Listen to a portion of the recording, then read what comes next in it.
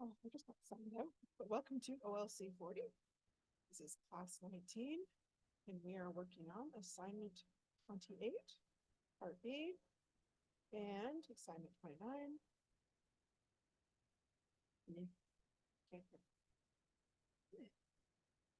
Hang on a second.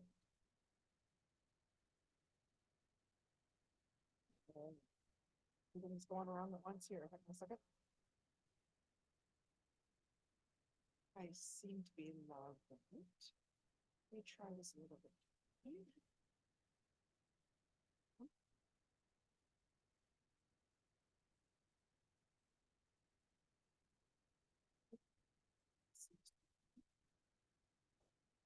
Can't hear me still?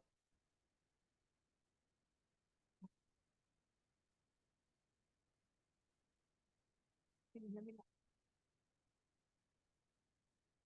Can you hear me now? Okay. All right, friends, we're just gonna, yeah, we're still recording. All right, I'll have to edit that out later. For anyone who is listening, my apologies. We're having some technical difficulties here. It is OLC 40, Term 2A, Class 19. We are working on Assignment 28, Part B, and Assignment 29, as well as suffixes, and then we are done. The end of Unit 2. Yay! I'm Jillian Percy, and here is my contact information.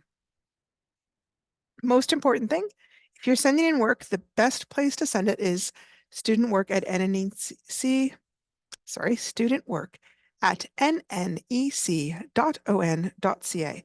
That works better than sending it to me directly because the secretary gets a chance to look it over, mark it off, and just record that it's come in. And that way, if anything ever happened to me, other teachers would still have access to it. Whereas if you send it to my email directly, nobody else has access to it but me. Okay. Any assignments you send in, please make sure to include your full name, the course name, assignment number and name, and also include the rough and the good draft. My email is jillian.percy@nnecschools.org. That is where you would send questions that you have about assignments. You can also reach out to me on Facebook, capital G, capital P, ERCY space, capital W, AHSA. Previous recordings are also on YouTube at the exact same address, capital G, capital P, ERCY space, capital W, AHSA. This class has run every term since September, so there are multiple terms to choose from. We are currently in term 2A, but if you have gotten ahead of us and our assignment in, say, Unit 3 or Unit 4, feel free to look at one of the other terms and get the instructions on how to do that assignment. The assignments don't change between terms, they stay the same. So the instructions are not particularly going to change either. If you take a photograph of an assignment, please send it as an attachment in your email rather than directly in the body of your email. It's really hard for us to print off, and it doesn't seem to show up properly on the one computer. Okay, let's look at today's work. We will understand how a suffix works, study some different suffixes, learn about the hooks advertisers use to appeal to their audience, examine ads to see which hooks were used and explain them, analyze ads to see to understand what audience they are targeting, describe ads in detail, look at chapter 4 from Jimmy Comes Home, and if we have time, we will possibly look at chapter 5 as well. Okay, suffixes. Oh, we did not talk yesterday about prefixes because I changed that around a little bit. So we will not worry about that part. Today, we're going to talk about suffixes, which come at the end of a base word and can change or modify its meaning. Some of them we see so often, we don't even realize they are a suffix. For example, when we see a noun with an S or an ES at the end, we know that it means the noun is plural. The S or ES are a type of suffix. Just kind of going through that really quickly. For most regular nouns, we simply add an S to the end of the word. Bat would become bats. Chair becomes chairs. Sometimes it will sound like a Z, but we never add a Z to show plural, only an S. Now, there are some words that end in CH, SH, SS, or X, where we can't really just add an S because it already sounds like an S. So for these words, we add ES and it sounds like as if it were EZ. So bench becomes benches, box becomes boxes, glass becomes glasses, dish becomes dishes. There are a couple of exceptions. For words that end in a Y, we change the Y to I and add ES. Like baby becomes babies, city becomes cities, ruby becomes rubies. That is only true for words that where the Y sounds like E. So the only one I can think of is sky. Sky, we wouldn't do that with. Um, a few words have a unique way of showing plurals. Often it's because that is a word we've borrowed from another language, a lot of times from German, but not always. So child becomes children, woman becomes women, goose becomes geese, mouse becomes mice. Okay. We also have the suffix ing. We add ing to show that a verb's action is continuous or that it's happening currently. So jump becomes jumping, camp becomes camping. If the verb ends in an E, we drop that E and just add the ing ending. The I serves the same job as the E and shows the vowel is long, that it says its own name sound. So like becomes liking, hate becomes hating, take becomes taking. If it is a small one-syllable word with a short vowel, then we double the last consonant to show that the vowel is still short. It's kind of like a guard there. Skip equals skipping, swim equals swimming, hop equals hopping.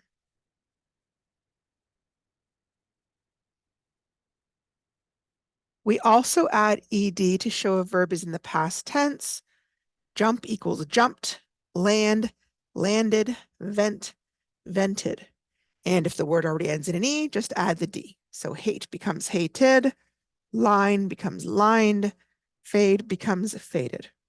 If it's a small one-syllable word with a short vowel, we double the last consonant to show that the vowel is still short. Skip becomes skipped, hop becomes hopped. Now, some of these sound like ed, some of them just sound like d, and some of them sound like t. But for the most part, there's a few exceptions. Generally, when we are putting past tense, we are usually just adding an ed.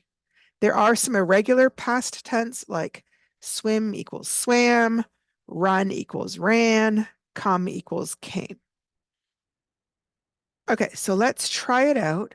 Look at the underlined word in the sentence. The suffix has been highlighted, or well, the word has been highlighted, and then decide what information the suffix is giving you. So he raced down the road. The suffix is the ed. What is that telling you? Continuous action, past action, or a plural noun?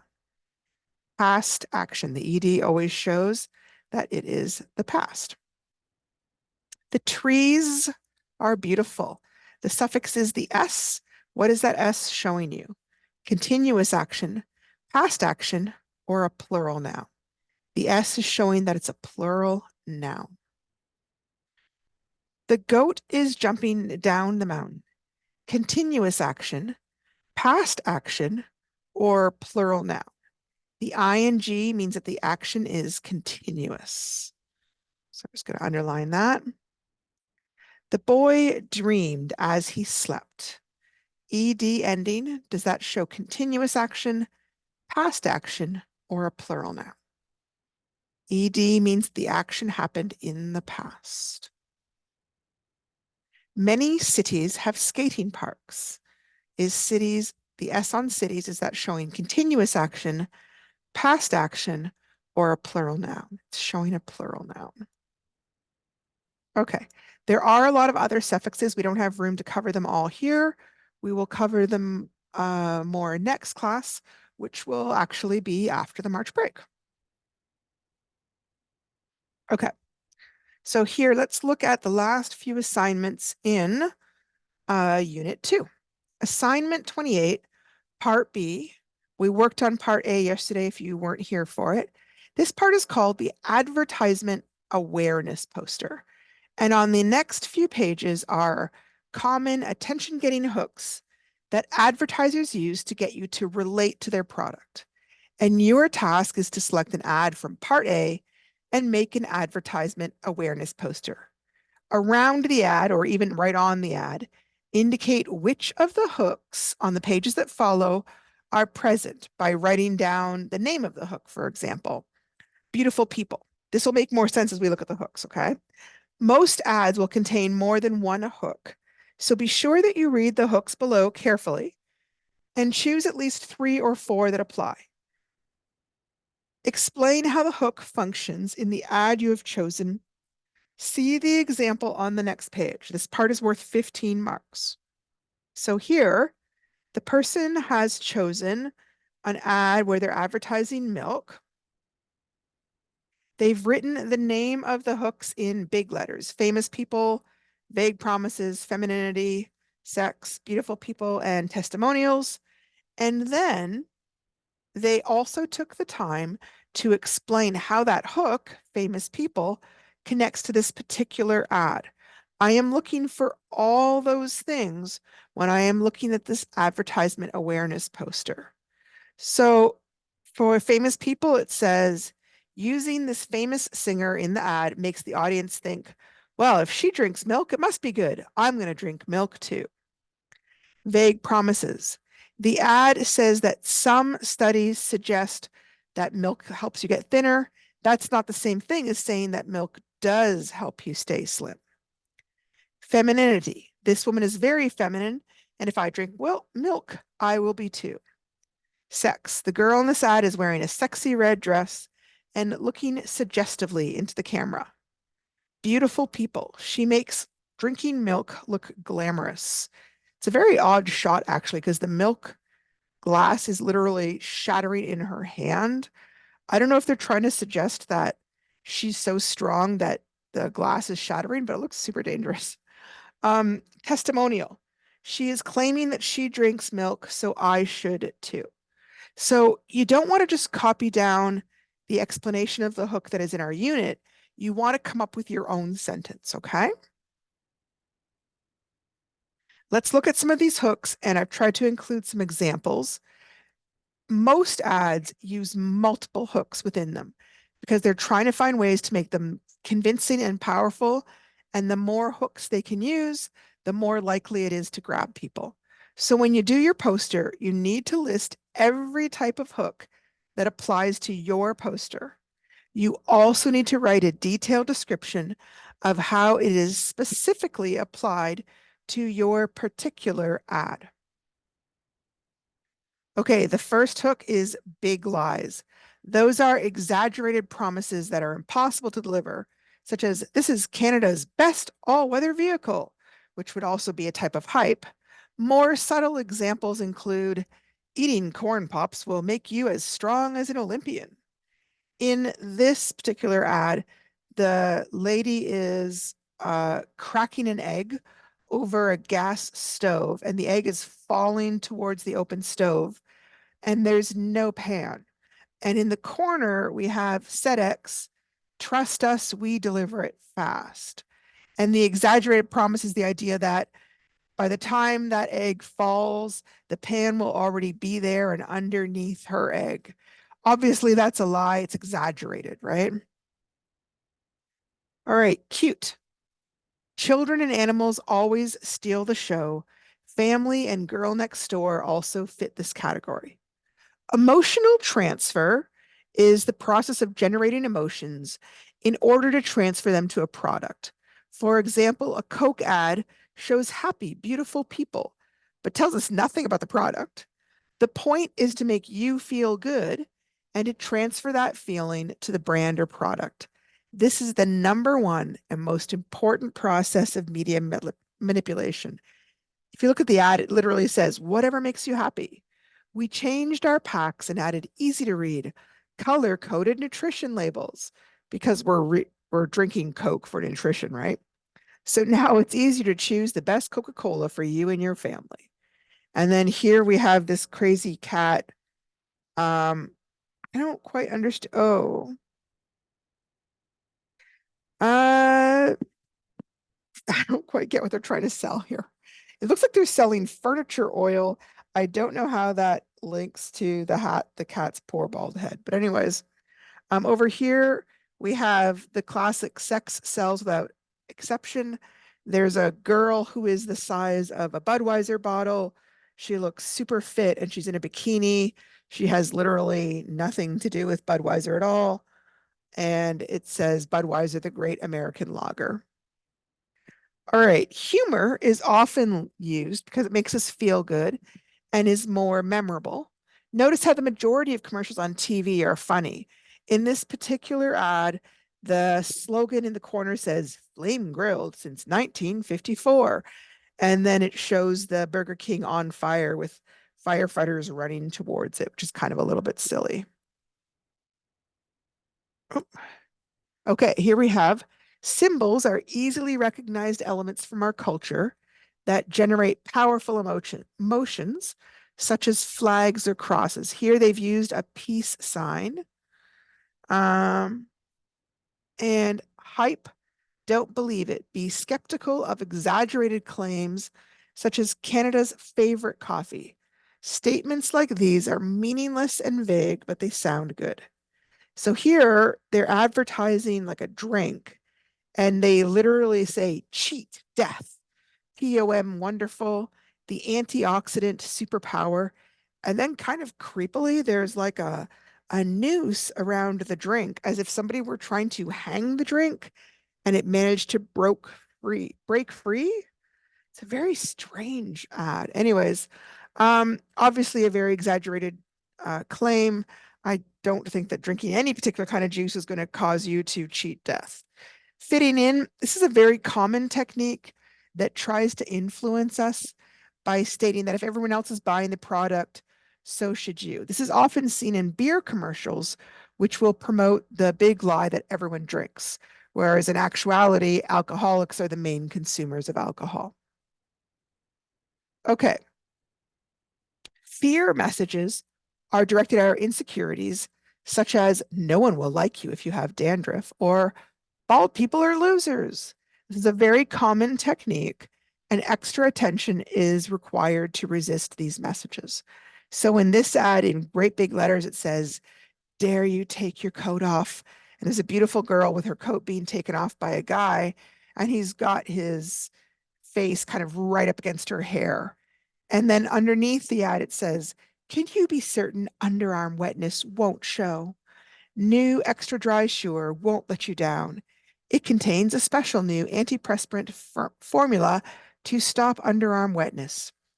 As well as being a great deodorant, it keeps you dry wherever you are, whatever happens. New extra Sure dry Sure won't let you down. So here they're talking about like, if you don't use our product, you might smell bad. And then when some beautiful, handsome guy wants to get close to you, you'll feel embarrassed or insecure. So this was really common. If you look at vintage ads, this kind of fear technique is all over the place. I don't find it's used as often anymore. You can see this is an older ad because I think people find it really offensive and it's not as good a selling technique as it used to be, I think. Okay, vague promises like might, maybe, and could are red herrings that divert our attention. Super glue may heal cuts better than band-aids. Sounds absurd, but you will often hear claims as preposterous as this. Now, he says it would still be true. It's not that it would be true, but it would be legal for them to make those kind of promises because it would be hard to prove false, right? So advertisers will get in trouble if they tell things that are out and out lies. But if it's just kind of like, well, we didn't say it would, we just said maybe, then it's kind of like a weasel word that gets them out of it. So for example, here we've got 1 meter squared of AIP treated grass is comparable to the air purifying effects of one mature free tree. What do they mean by comparable? Do they mean equal? Because if that's what they meant, why didn't they say that? Do they mean it's close? Because that would be helpful too. I mean, you could compare anything. So that's a very vague statement that sounds like they're saying it's equal, but they've used a word that doesn't quite mean that. So that's what they're talking about, vague promises. Testimonials are statements by people explaining why certain products are great. It can be from famous people or just be plain folk or actors. This is more powerful when someone we really like or respect endorses a product, such as Sidney Crosby or Tiger Woods.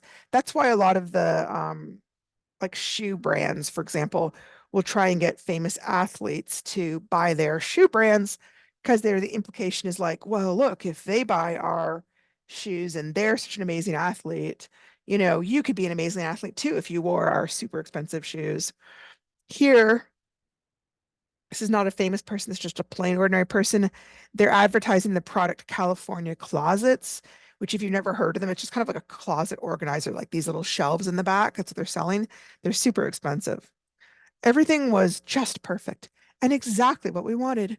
We're already getting another room done by Jennifer, no last name, Norville, Maine. All right, what other hooks have we got here? Famous people, celebrities make products appealing and attractive through association. So here we have Jennifer Aniston selling Living Proof Humidity Shield, which apparently you spray on your hair, I guess, from Sephora.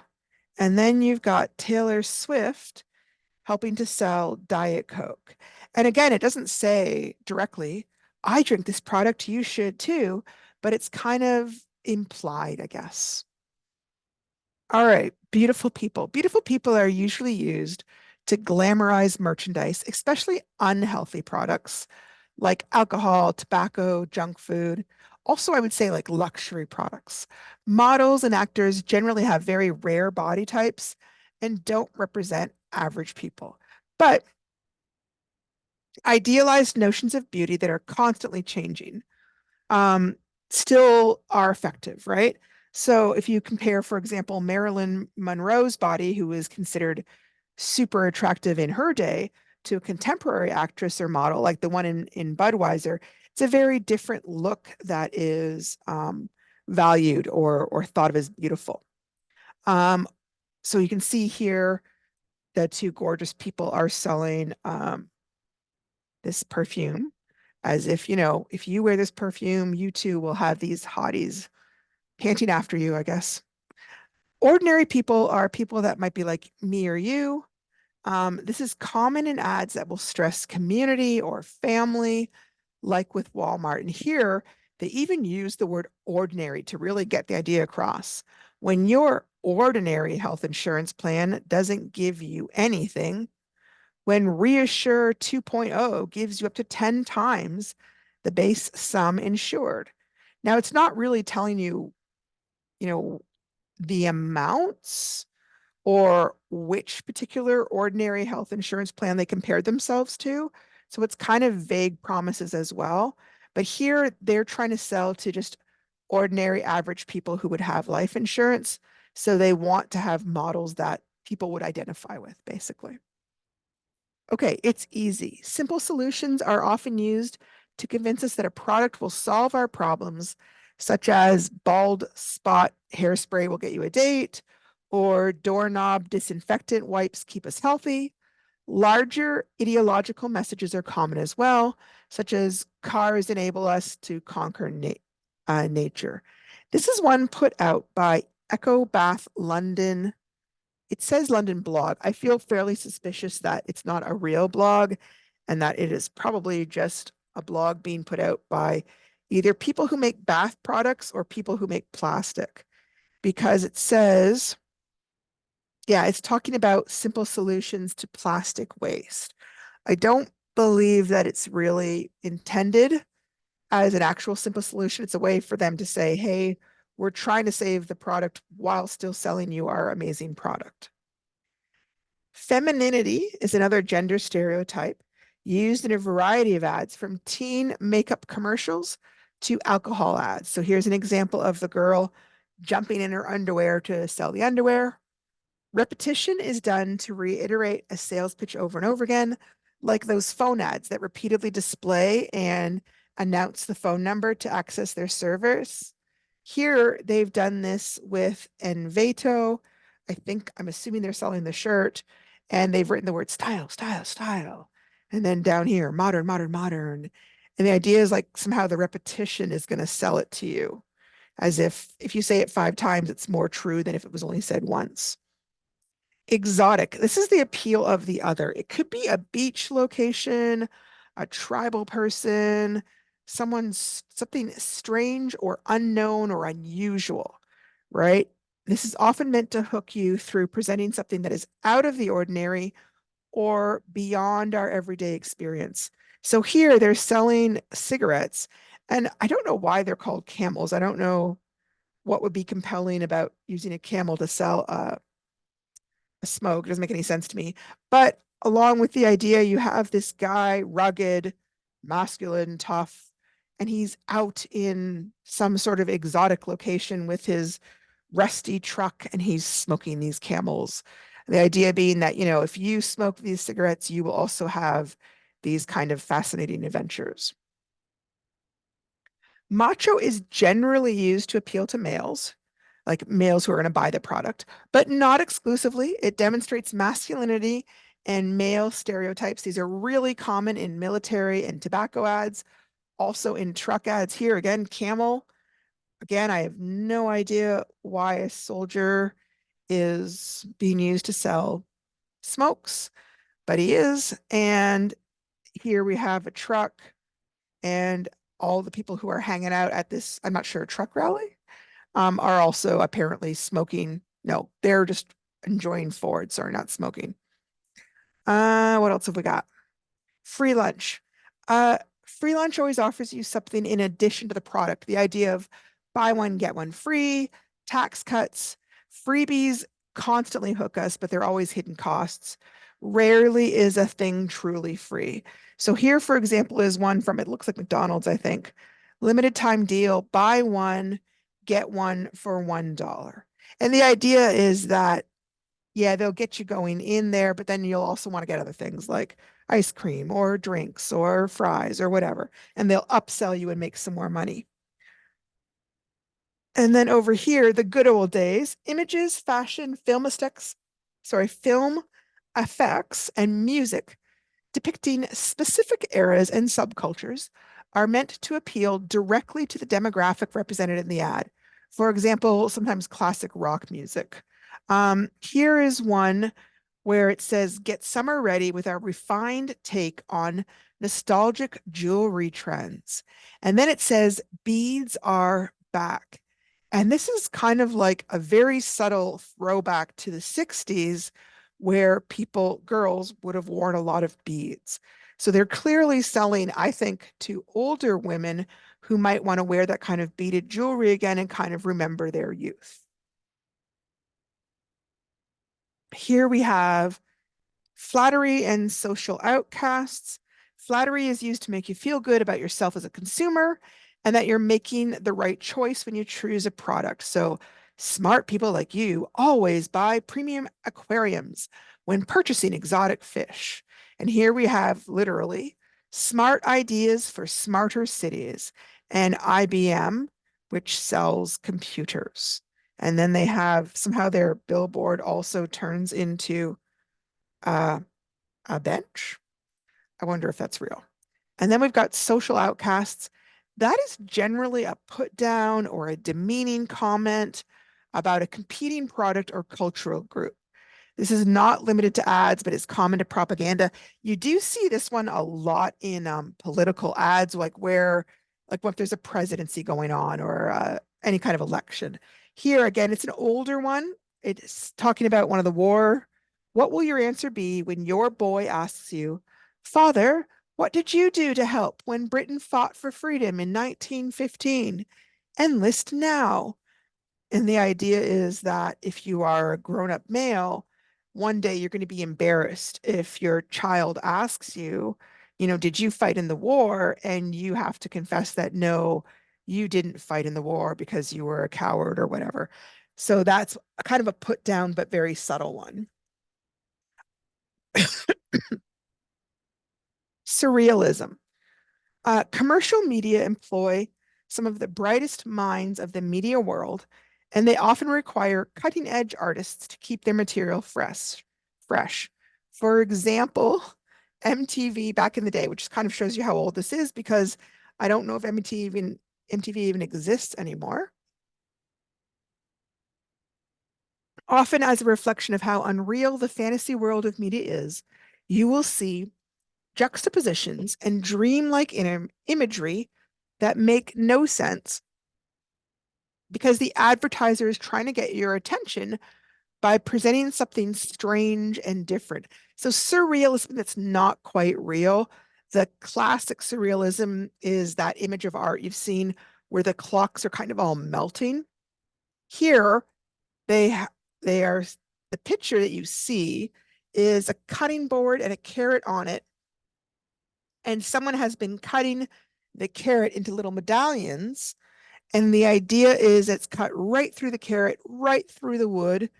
And then you've got at the bottom the WMF Grand Gourmet knife with Damasteel blade. And their tag is sharper than you think.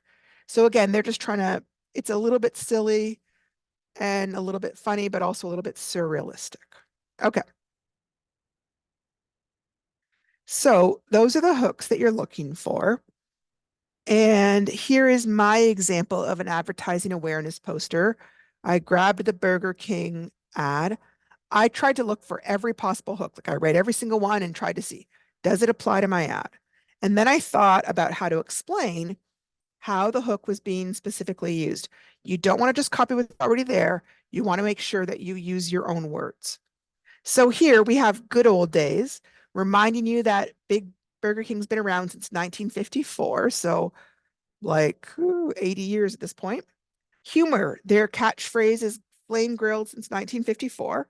So they're making a joke about how they use real flames on their burgers so that their buildings have a greater chance of catching fire, which is in fact true. Apparently, it was a thing at one point where they actually realized uh, Burger King restaurants had a much higher rate of burning down than others because they did use real flames. Um, Repetition. The phrase freshly made for you is repeated several times. Now it's really tiny. I don't know if you can see it, but here in the windows it says freshly made for you, freshly made for you, freshly made for you. And again, it's that idea that the repetition is going to sell it to you. Macho. Firefighters are thought of as very tough macho guys. Eating here is good for macho guys. It's probably good for you too. We also have the idea of ordinary people because firefighters are macho, but they're often considered like ordinary people, not like rich necessarily, right? Blue collar workers are rescuing this business, maybe because they also like to eat here. So these are the hooks, and this is my advertising awareness poster. So here's the rubric that I use to mark this. Please note the poster should be nice to look at. Please don't just scribble on it, okay? The hooks need to be thorough, clearly explained, relevant or accurate, and explained well to demonstrate that you understand the hook. So we look at communication, how the hook functions. Was it explained not very well, somewhat well, very well, or extremely clearly? Is the poster messy, somewhat nice, nice, extremely nice? Thinking. They've only applied one hook, a few hooks, many hooks, and then finally at level 4, which is like the A level, all hooks have been applied. Application. Hooks that are not relevant and accurate have been used. Hooks that are somewhat accurate and relevant. Hooks that are accurate and relevant. Hooks are extremely accurate and relevant. Knowledge and understanding. The explanation of the hooks demonstrates limited understanding. Explanation of the hooks demonstrates some understanding. Explanation of the hooks demonstrates good understanding. Explanation of the hooks demonstrates excellent understanding. So that's what we're looking for, okay? Now, moving on to assignment 29, which should not take very long. It's much shorter. You see again our pretty girl in the red dress. So here, this one's called What Are They Selling? And it's worth 14 marks. So you're going to look at two different ads for the same product, but you only have to pick one of them and talk about that one. So either A, which is the girl in the pretty red dress, or you can look at B, which is the Hulk. They're both selling the same product. They're both selling milk, and they both have the exact same questions. Okay. Let me see here. Question one is, use your own words to explain the message in this advertisement. Is the product, what they're selling, the most important thing in this ad, or is it the image of the product more important? Explain what you think and why. That question is worth 5. I want to point out what they're trying to ask you. Yeah, obviously they're trying to sell product, but if you're looking at that picture and if you didn't see any words, if you just saw that face, would you immediately know that they're trying to sell you milk? Or is the image something completely different and trying to show you something cool and trying to sell that way? And the milk's kind of just a little bit of an afterthought almost. Number 2, who do you think the target audience for this ad would be? And explain why you think so. What clues or details in this ad make you feel this way? Okay, so sometimes I have people and they just copy down these words and they write, milk makes bones strong. Well, that is what the ad is saying, but you haven't told me anything new.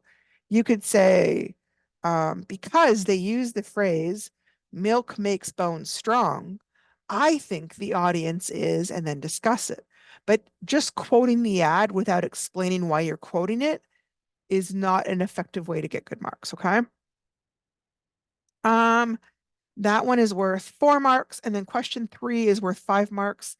Use words to describe in detail what is pictured in the ad so that a person who cannot see the ad can envision it. Make sure that your description paints a picture for your reader that includes the mood or general feeling of the ad as you see it. Now, for some reason, a lot of people for 3 end up writing almost the same thing as what they wrote for 2. And I'm not sure if there's some confusion there. When they're saying describe in detail for someone who can't see it, that means they want you to explain how it looks, right? What colors do you see? What images do you see? What feelings come across? What expressions do you see? So if you were trying to tell somebody about what you're looking at over the phone, would they be able to picture it? So again, if you just start saying milk makes bones strong, you're not painting any kind of a picture because that doesn't really have anything to do with the picture. That has to do with the words. So be careful that when you're doing this, you're describing how the picture looks. That's a key part of this, okay? Yep, went over that. Okay, so here's when they're talking about the product being the most important thing or the image. So here, when you're talking about where's the beef, it's Wendy's hamburgers and there's a big hamburger. Obviously, the product is what they're trying to sell, right? Here, they're trying to sell car, and a car is the first thing you see. So here they're selling the product in a really obvious manner, okay? Here, it's kind of tricky at first to figure out what they're selling, right? Here, the image is more important. So this is kind of an older ad, United Colors of Benetton. Um, and if you didn't know what they were selling, the ad certainly wouldn't tell you. Because I was around when this ad first came out, they're selling clothing. Benetton is a clothing store. And they were kind of known for having this really bright clothing at the time. I don't think they probably still would be. But it's the image here. It's not necessarily the product. The product is there, but it's not the main selling point because they don't even discuss it. Over here, you see a cute little puppy, and the puppy is taking a selfie, I guess. And what are they selling? I don't know what it's. And then down here, we have Ford Go Further. I have no idea how the puppy is connected to Ford. I'm going to try and make this bigger to see if I can see it because That's just so strange to me. Hang on a sec. Oh, so that our little friends become more visible. Ford rear view camera. Okay.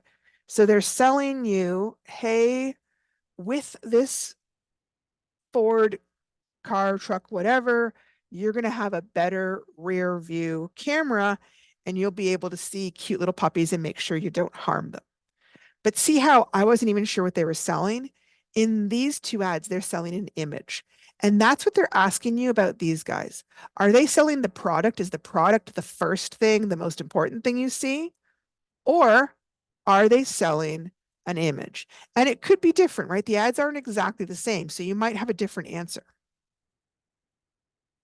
Where are we? Okay, we're doing good. Okay, so we've discussed target audiences before. Remember that even though we're tempted to say, oh, everybody would appeal to this, really they wouldn't. Again, some people who are really young might not even know who that girl is. Some people who are really old might not know and might not care. Again, if you were trying to use those ads to sell milk to my parents who are in their 80s, it would not be effective at all because they don't care about that girl and they don't care about the Hulk. So it doesn't really appeal to everybody. You got to think about who would it be appealed to? Specific genders, often specific age groups, sometimes specific income levels. They might have specific hobbies, interests, or lifestyle. Sometimes they have specific hooks they really respond to, like certain age groups are really susceptible to like fitting in and cool, right? At a certain point, people don't care, but like teenagers and then young adults can be really, really, really influenced by that kind of hook. So when you're talking about the target audience, think about these kind of categories. And I know these are kind of generalizations. Like I know not only girls buy Barbies, for example, but if you look at a Barbie TV ad or magazine ad, you're most likely going to see a little girl playing with it. So even though there are stereotypes and generalizations, that is kind of a big part of advertising, really. Okay. So yeah, we've talked about this, painting a picture, describing it so well, people can literally picture it in their minds. When we're talking about evoking a mood or the picture, remember that you can use adjectives. Adjectives are great for that question. You can talk about their opinion or their quality, their size, the age, the color, numbers, origin or source, probably not relevant here, materials, shape. You can describe the whole object or person or parts of it. So if I wanted to describe um, the Hulk, I could kind of say, well, and just give me a big picture, but I could zero in on like, how does his eyebrows look? How do his eyes look? What's his expression on his face? And again, that might be very different than if I'm looking at what's her expression?